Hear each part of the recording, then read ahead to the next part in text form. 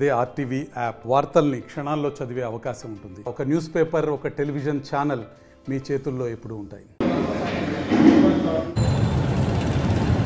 జగన్మోహన్ రెడ్డి గారికి వస్తున్న ఆదరాభిమానాలను చూసి తెలుగుదేశం పార్టీ నాయకులు చంద్రబాబు నాయుడు గారు అదేవిధంగా లోకేష్ ఇద్దరు కలిసి నీచమైన పనులకు దిగుతున్నారు. ఈరోజు మీరు చూస్తే గతంలో ఒక మన అనంతపూర్ డిస్టిక్ మీద పోతున్నప్పుడు బస్ యాత్ర, ఆ రోజు కూడా నీచమైన పనులకు దిగి చెప్పులతో దాడి చేయడం ఒకటి. అదేవిధంగా ఈరోజు విజయవాడలో వాళ్ళు ఊహిస్తున్నారు, ఈరోజు తెలుగుదేశం పార్టీ మాకు ఇది కంచుకోటలాగా ఉంది అనే పరిస్థితిలో నిన్న వచ్చిన ప్రజల్ని చూసి తట్టుకోలేక ఈరోజు వీళ్ళు కావాల్సుకని దాడి చేపించి ఓర్వలేక ఇంట్లో కూర్చొని చంద్రబాబు నాయుడు చేతగాని పనులు చేసుకుంటా ఇలా బెదిరింపులు ఇలాంటి కార్యక్రమానికి దిగుతున్నారు. సో ప్రజలు కూడా ఇవన్నీ చూస్తున్నారు, గమనిస్తున్నారు.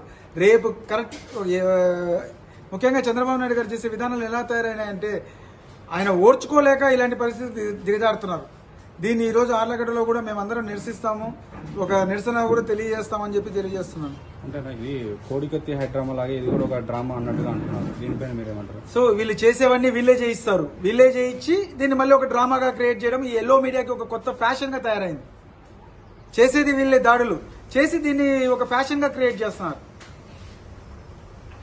మరిన్ని వీడియోస్ కోసం ఛానల్ ని సబ్స్క్రైబ్ చేయండి. లేటెస్ట్ అప్డేట్స్ కోసం వాట్సాప్ ఛానల్ ని ఫాలో చేయండి. అండ్ లింక్ డిస్క్రిప్షన్ లో ఉంది.